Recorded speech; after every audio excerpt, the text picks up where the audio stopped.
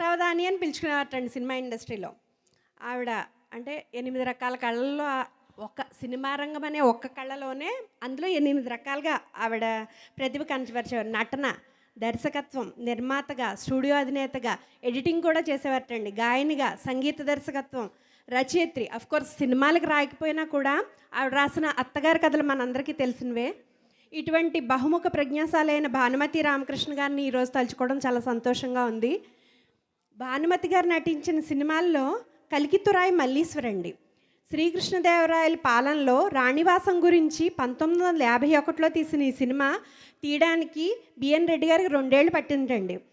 దేవులపల్లి గారు రచించి భానుమతి గారు పాడిన ఈ పాటను శ్రీమతి సుధా రాజేష్ గారు పాడబోతున్నారు. ఏ పాట ఊహించగలరా అండి? కరెక్ట్. వరలక్ష్మి గారు మీకు తెలుసు ఏ గొంతు ఎవరికి ఎలా సెట్ అవుతుంది. కరెక్ట్ అండి. సుధా రాజేష్ గారిని వేదిక మీద రావాల్సిందిగా కోరుచును.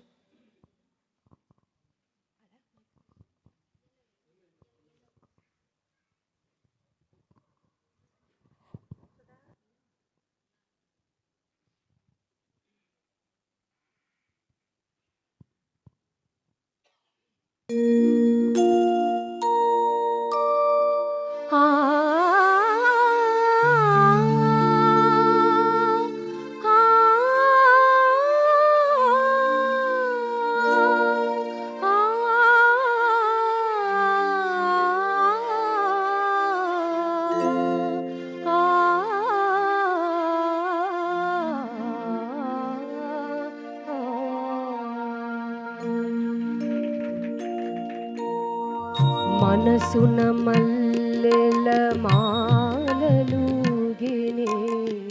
కన్నుల వెన్నెల డోలలుగినే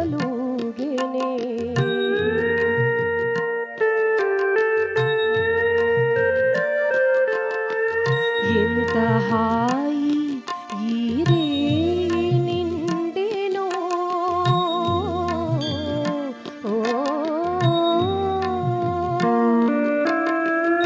ఎంత హాయి ఈ రేయి నిండెనో ఎన్ని నాళ్ళకి బతుకు పండెనో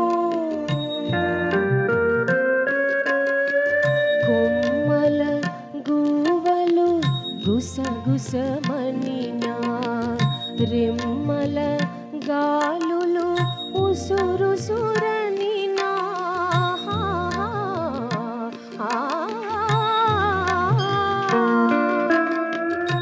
అలలు కొలనులో గలగలమనినా అలలు కొలనులో గలగలమనినా దౌవున వేణువు సౌవడి వినినా దౌవున వేణువు సౌవడి వినినా నీవు వచ్చేవని నీ పిలుపే విని నీవు వచ్చేవని నీ పిలుపే విని కన్నుల నీరెడి కలయ చూచితిని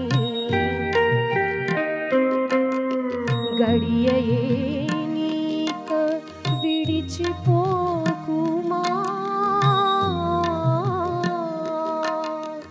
గడియయే నీక విడిచిపోకుమా ఎగసిన హృదయము పగుల నీకుమా